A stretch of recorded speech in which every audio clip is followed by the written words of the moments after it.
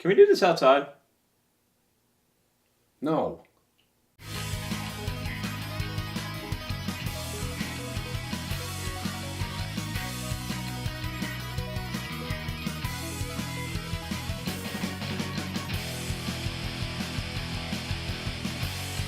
Hey, this is New Comics Fun Time, and we're going to talk about Batman today. So we picked up Legend of the Dark Knight, a really old, awesome comic book from 1992. It ran all the way into 2007, and we picked up the Prey arc because that features Hugo Strange. Hugo is the big bad villain from Batman Arkham City. Right now, it's a comic book that bridges Arkham Asylum and Arkham City together. We get to play Arkham City as a video game in October. So to get some good background on Hugo, we picked up the Prey series and we read through.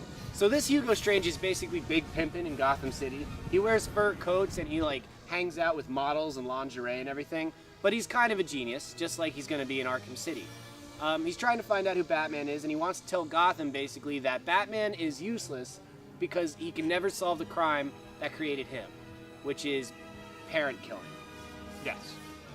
So Hugo Strange basically tells the whole world that you can't solve killing your parents. And he's trying to solve Gotham City's problem by saying we don't need Batman. But in a sense, he winds up becoming obsessed with Batman himself, thus creating his own problem. He has a man crush on Batman where he puts on the Batman pajamas and runs around the city.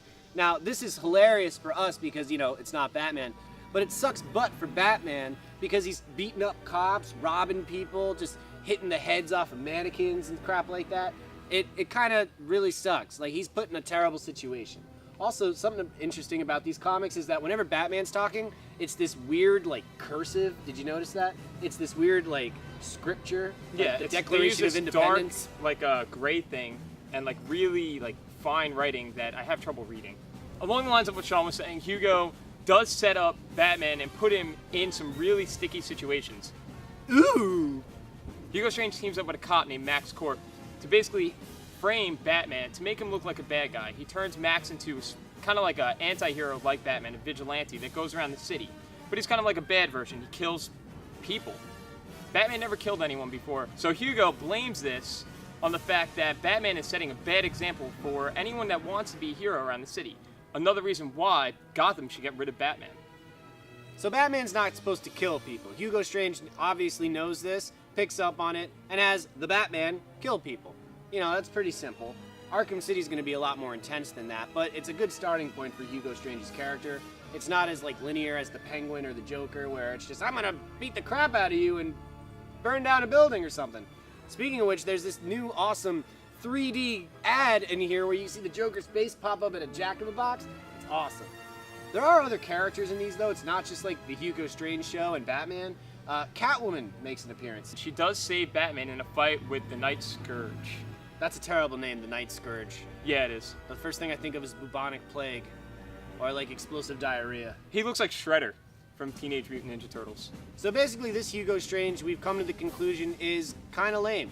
He dresses up in fur coats, he punches the heads off of mannequins, and he's obsessed with framing people, so he's watched way too many reruns of Law and Order.